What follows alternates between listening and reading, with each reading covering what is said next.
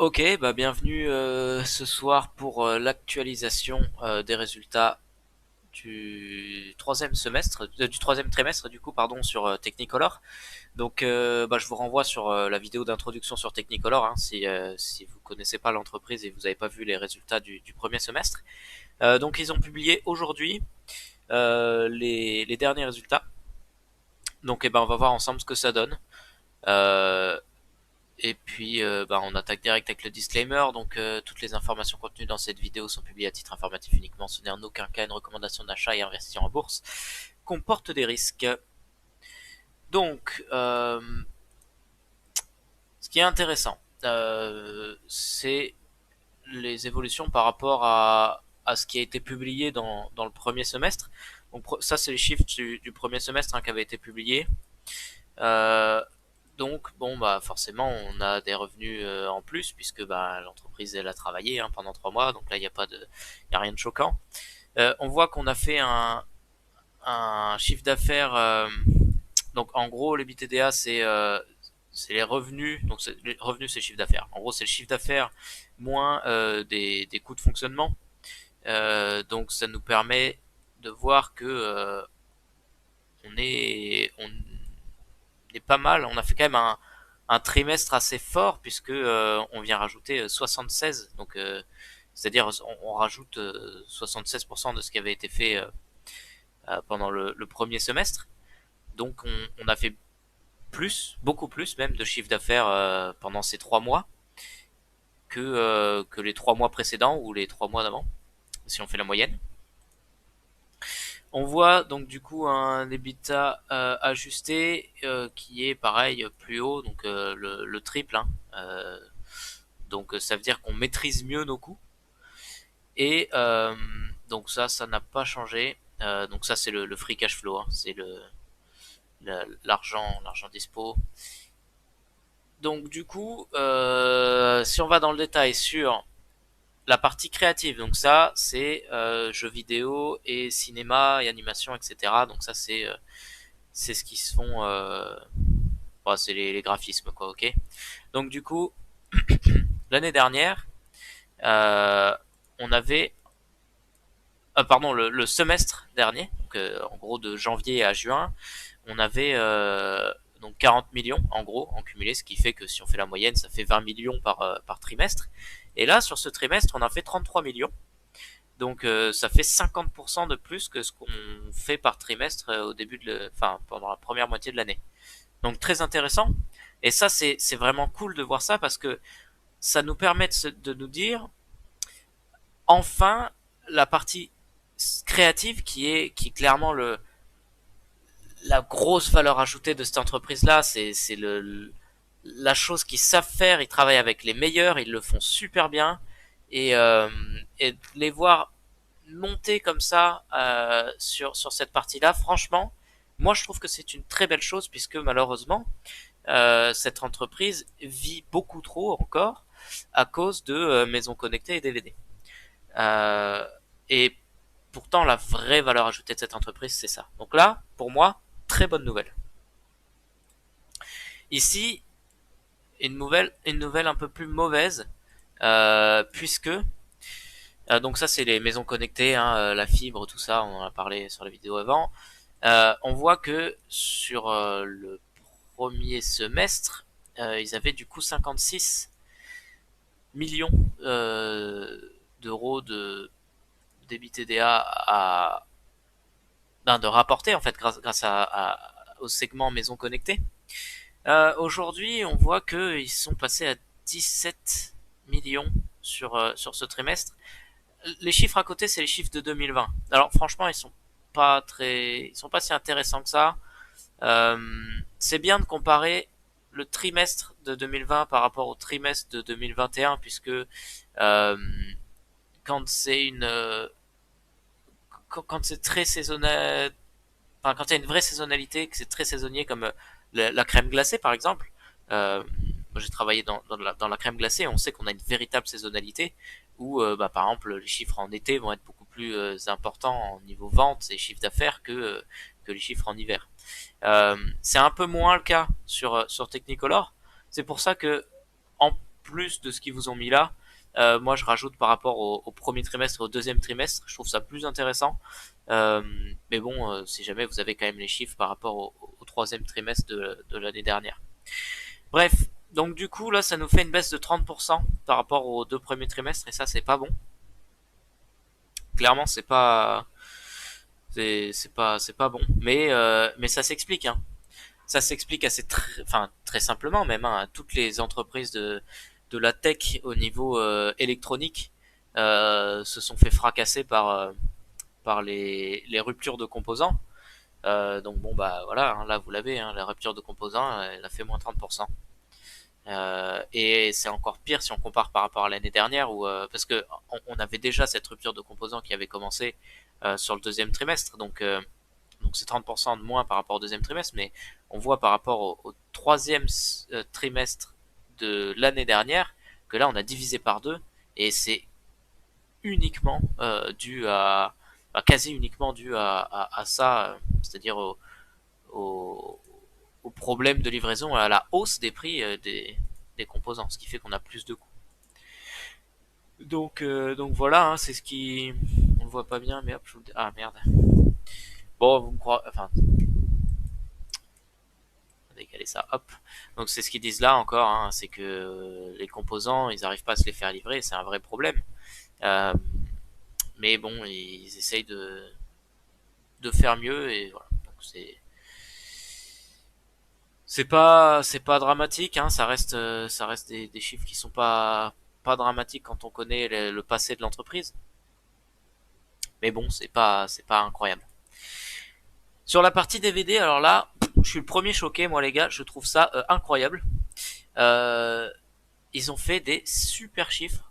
Donc en gros, au niveau des ventes, ils ont fait quasi autant sur ce trimestre que sur les les deux premiers trimestres réunis. Et en plus de ça, pardon, excusez-moi les gars, il est tard. J'ai bossé hein, pour vous faire ça rapidement parce que les chiffres viennent de sortir. Je m'excuse. Donc du coup, ils ont quasiment fait autant de ventes en un trimestre que sur tout le semestre précédent. Donc très très bien, chapeau l'artiste.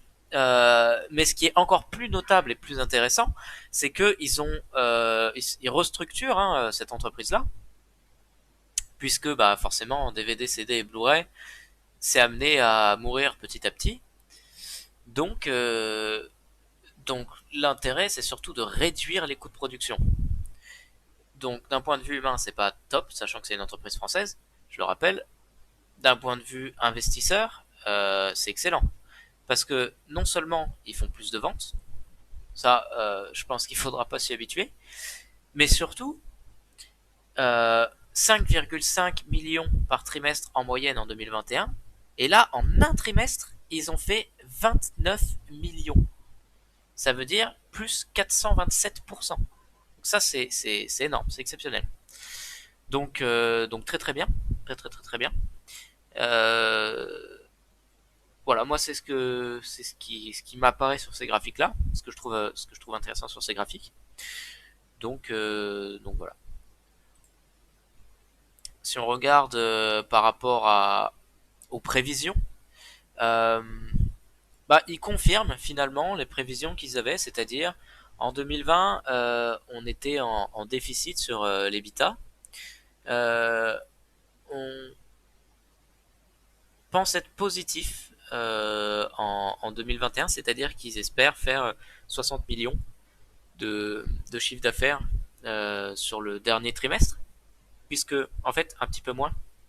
En réalité, ils espèrent faire 50, un peu plus de 50 millions en EBIT exactement. Si on lève le A, en EBITDA du coup il y aura un petit peu moins à faire. Mais au final, on est sur la bonne tendance. Je sais pas si on atteindra les 60 cette année, mais on est repassé en positif. On va le voir juste après. Hein. Franchement, on est là-dessus. Donc, ils conservent euh, la, la tendance qu'ils ont amorcée. On voit que la tendance est belle, hein, puisque ça s'améliore petit à petit.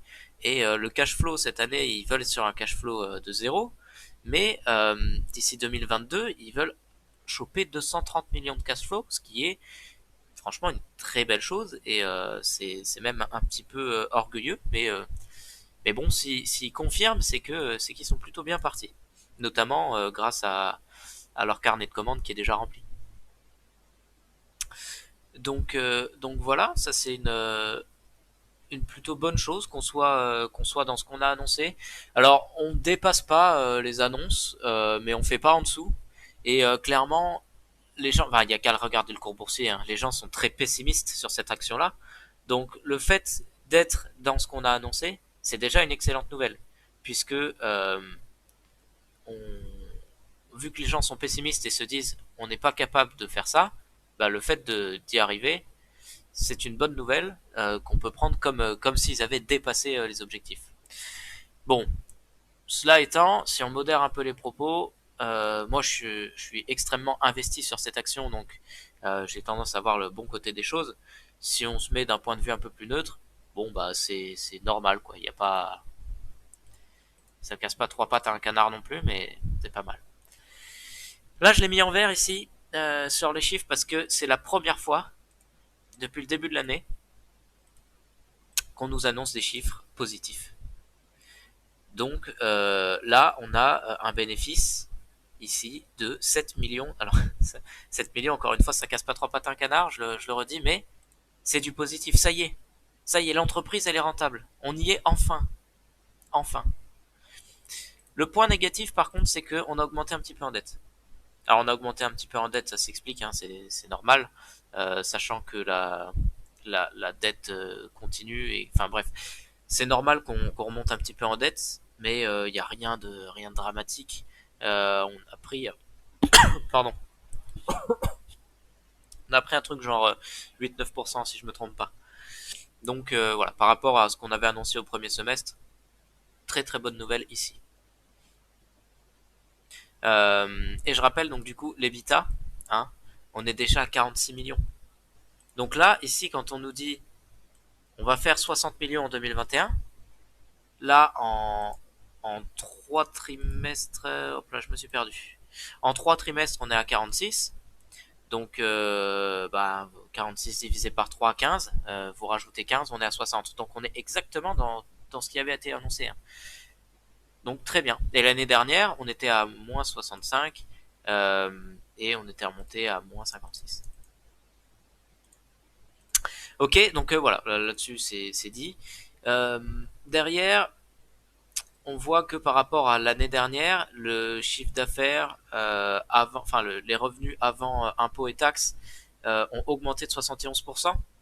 Donc on a une vraie augmentation du chiffre d'affaires par rapport à l'année dernière, ça c'est très bien. Pas beaucoup plus à dire. Euh, sur la partie Creative Studio, donc qui est ma partie préférée, la partie la plus intéressante chez Technicolor, on a pris plus 5 millions par rapport à il y a 3 mois, donc par rapport au... Enfin, en 3 mois, en gros, on a fait 5 millions de bénéfices. Très très bien ça, très très bien, puisque en gros, en 6 mois, on avait fait 4 millions, et là, en 3 mois, bah, on a fait plus que ce qu'on avait réuni en, comment dire, en 6 mois cette année. Si je rappelle ici, on a augmenté notre EBITDA de 50%, et pourtant, notre revenu, on l'a augmenté de 100%.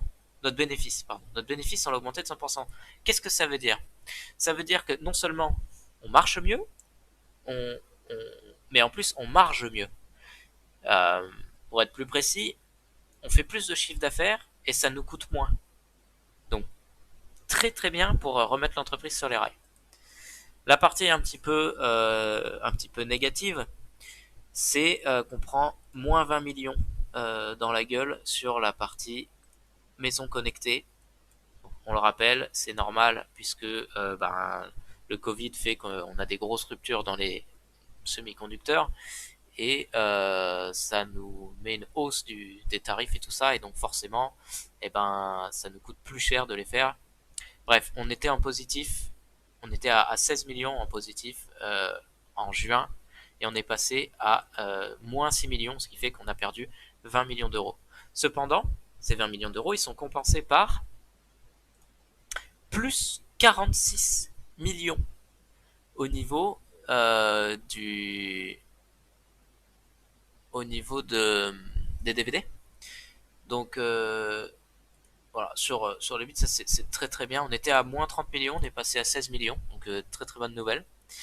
Euh, Ce qui fait qu'au final, bon bah au global, on est mieux.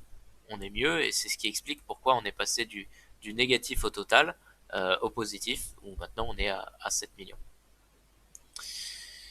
Quoi de plus? J'en étais où? Voilà, donc on en est là. Donc pour passer de l'EBITDA qu'on voit sur ces graphiques ici, hein, qui est plus ou moins le chiffre d'affaires moins les dépenses, parce qu'on voit quand même qu'il y a déjà pas mal de dépenses, hein, entre le chiffre d'affaires qui est de 157 millions à 33 millions, on a quand même beaucoup de dépenses. Donc là, on a un résultat opérationnel qui est pas trop mauvais. Attendez, je me suis perdu. Voilà, on est là. Un résultat opérationnel qui est pas trop mauvais. Et pour passer de ce résultat opérationnel à l'EBIT, on prend l'amortissement, on prend les frais de restructuration, les autres frais, les taxes, etc. Ce qui nous donne, en fait, les taxes pas toutes, puisque EBIT c'est Earning Before Interest and Taxes d'ailleurs. Donc du coup, ça veut dire que là-dessus, il va falloir qu'on rajoute de l'imposition, enfin des taxes. Donc, on a fait plus 11 millions, excellent, plus 11 millions de résultats opérationnels. Cependant, il va falloir qu'on taxe ça. Donc, on ne sera pas à 7 millions de bénéfices nets, mais un petit peu moins. Euh, bon, enfin, en tout cas, ça reste sur une pente ascendante. Ok, donc du coup, voilà. Donc là, on va de l'EBIT, hein, ce qu'on a vu, Earning Before Interest and Taxes, vers le résultat net du groupe. Donc c'est là où c'est un petit peu plus décevant, c'est que on voit qu'on est passé en résultat opérationnel à 7 millions, ce qui fait que maintenant on est en positif. Très très bien. Cependant, si tu rajoutes les intérêts, donc earning before interest ils sont là, and taxes, les taxes elles sont là, et ben on finit avec un bénéfice net, ok, bénéfice net qui est en négatif. Et donc là, sur les 9 premiers mois, hein, year to date, ça veut dire de janvier à septembre, si on cumule tout, on est à moins 105 millions d'euros, moins 106 millions hein, d'ailleurs. Euh, donc du coup, on perd à peu près par trimestre 40 millions. Donc c'est pas compliqué à calculer. Hein. Là, en gros, on était à 80. En fait, on était à 79 exactement. Donc pour passer de 79 à 106, rajouter 37. Donc ça veut dire que ça s'améliore un peu, petit à petit, mais ça reste encore en déficit pour l'instant. Mais c'est sur la bonne voie, c'est dans la bonne pente. Donc c'est encourageant, mais c'est mou. C'est ça qui est dommage avec cette entreprise, c'est que elle a énormément à donner, elle a des clients, elle est sympa, elle a tout ce qu'il faut. C'est pour ça que c'est la numéro une dans mon portefeuille. Le problème, c'est que c'est vraiment un placement à long terme, parce que là, ça n'explosera pas dans les 6 mois, puisqu'il nous annonce des résultats qui montent petit à petit, mais c'est mou, c'est mou, c'est mou, c'est mou. Donc du coup, vous attendez pas à ce qu'elle explose cette année. Hein. Par contre, petit à petit, elle va monter, puisque bah, on le voit, hein, ils sont de plus en plus proches de la santé financière. Dernier graphique pour parler un petit peu de l'évolution des segments. Donc on rappelle trois segments: maison connectée, euh, créative, studio, donc animation et effets spéciaux, et production de DVD. Donc du coup, ça, c'est par rapport à l'année dernière. Donc par rapport à l'année, enfin c'est l'année entière par rapport à l'année entière de l'année dernière. Donc on voit que la partie Creative Studio, elle a bien augmenté, et ça c'est une très bonne chose. On voit que par rapport à l'année dernière, la partie maison connectée, elle s'est réduite. Et elle s'est réduite parce que, bah, on en a parlé hein, tout au long de la vidéo, je ne vais pas le répéter, mais c'est pas une volonté de l'entreprise, mais elle s'est réduite un petit peu. Et la partie DVD, elle est à peu près similaire. Ok, ça n'a pas changé. Si on compare au niveau trimestriel, sur le trimestre, le retrait de la maison connectée est encore plus marqué. L'augmentation de la partie studio créative est encore plus marquée. Donc ça veut dire que là, on a vraiment une progression de ce studio-là, qui est très intéressante. Et pour la partie DVD, bon bah on est un petit peu au-dessus, mais c'est pas, enfin, c'est parce que là on a fait un beau trimestre, mais globalement on restera en dessous des 25% le reste du temps, je pense. Et de la maison connectée, on remontera au-dessus des 50% dès qu'on n'aura plus nos problèmes d'approvisionnement.